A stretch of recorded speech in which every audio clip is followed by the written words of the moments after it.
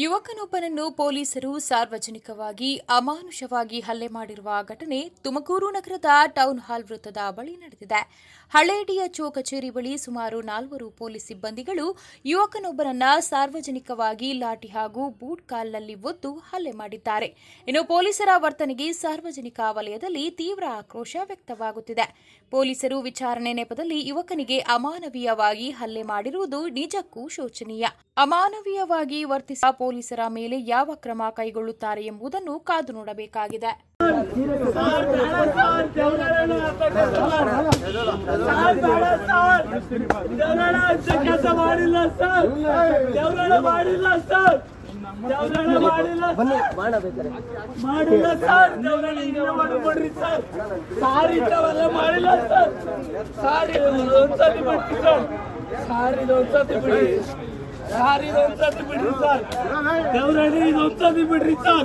ದೇವರಣ್ಣ ಇಂಥದ್ದೆಲ್ಲ ಮಾಡಿಲ್ಲ ಸರ್.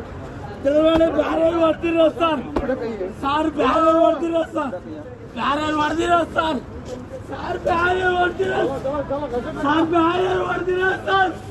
ದೇವರಣ್ಣ ಬೇರೆ ಅಯ್ಯಪ್ಪ ಬ್ಯಾರೆ ಹೊಡ್ದಿರೋ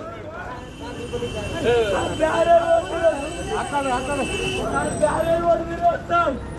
ದೇವರಣ್ಣ ಬ್ಯಾರೆ ಹೊಡ್ದಿರೋ ಬೆಳಿಗ್ಗೆ